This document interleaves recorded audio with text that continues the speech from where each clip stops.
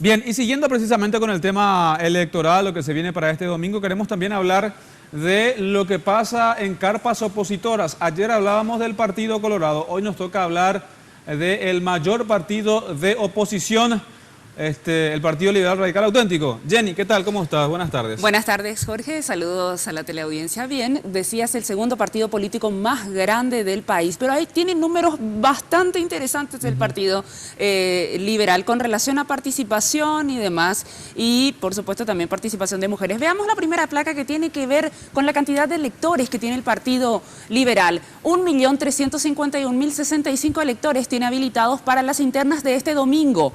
De ese total, 52% son hombres y el 48% son mujeres. Similar a los números que veíamos ayer en el Partido Colorado. Exactamente. En cuanto a porcentaje, ¿no? Exactamente. Veamos la franja etaria. El 25% del padrón electoral liberal corresponde a personas de entre 18 a 30 años.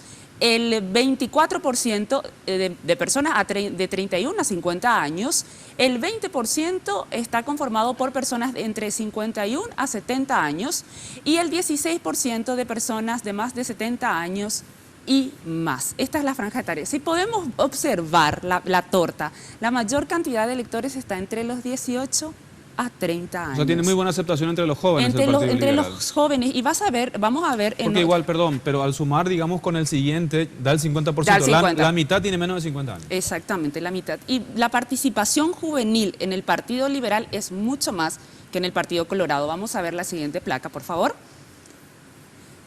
El Tribunal Electoral Independiente del Partido Liberal oficializó 7.337 precandidaturas. De ese total, el 40% son mujeres y el 60% son hombres. Ah, bueno, mejores números que el Partido Colorado, por lo menos en cuanto a candidaturas, ¿no?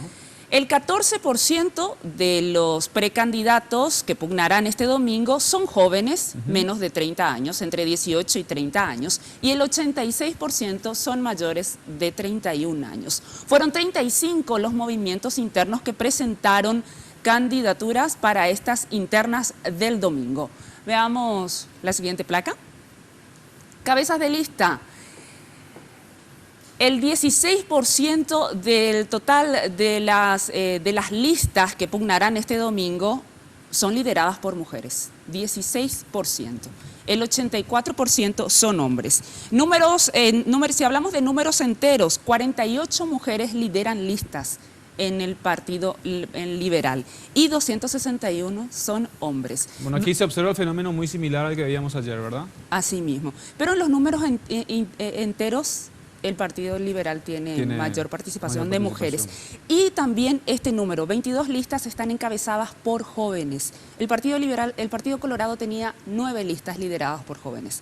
El Partido Liberal tiene a 22 listas y como cabeza de listas a 22 jóvenes. Eso es lo que demuestra de alguna forma que la nueva generación, digamos, está equiparándose entre colorados y liberales, no esa amplia mayoría que tenían el Partido Colorado por lo menos hace unas décadas atrás. O sea, pareciera que la cosa, ahora al menos así, haciendo un análisis un poco rápido, pareciera que ya no es marcada la diferencia. La diferencia, están teniendo más participación los jóvenes y esperemos que las mujeres sigan inmiscuyéndose, digo bien, en política. Veamos la siguiente placa, por favor. Esto tiene que ver con recordemos, son 782 los cargos en pugna para presidente y vicepresidente, senadores, diputados, parlamentarios del Mercosur, gobernadores y miembros de junta departamental. Ahora veamos cuántas mesas tendrá habilitadas el Partido Liberal para este domingo. Habilitarán 474 locales de votación. De esos 474, 466 locales con 4.625 mesas estarán en nuestro país. 2 locales de votación con 24 mesas en la República Argentina, 2 locales con 2 mesas en Estados Unidos, 3 locales con 7 mesas en España y 1 local con 1 mesa en Brasil. Un dato no menor, la participación en las últimas internas del Partido Liberal fueron solo de 38%, que fue la interna del año 2015. Así que muchos creyeron, claro, muchos decían que en realidad pareciera que como el resultado era básicamente cantado, entonces eso de alguna forma desalentó un poco la participación. Que es lo que también de alguna forma se especula puede llegar a ocurrir ahora, porque pareciera que la ventaja que tiene Efraín es tan amplia. En comparación con el otro. En comparación con Mateo Valmeñi, porque se habla casi básicamente de una especie de 70-20, ¿verdad? O sea, abismal básicamente. Entonces muchos creen que también podría darse el mismo escenario, Jenny. O sea, una cuestión que de alguna forma desalienta a mucha gente a ir a votar, porque pareciera que es como que está cantada la cuestión, no hace falta que me vaya a votar. No hay que confiarse mucho.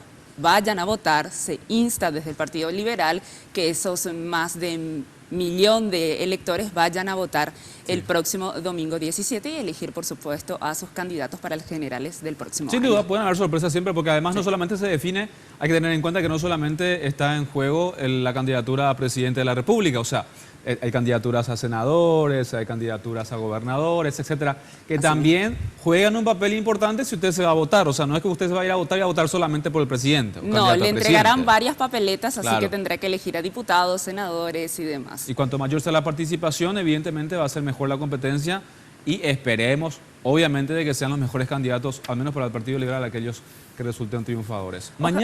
Mañana vamos a tener delitos electorales. Cuidado porque hay sanciones, podrían ser sanciones monetarias, hasta sanciones con penas carcelarias. Así que hay que tener cuidado con el hecho de intentar vender la cédula y demás. Todo lo relacionado con delitos electorales mañana.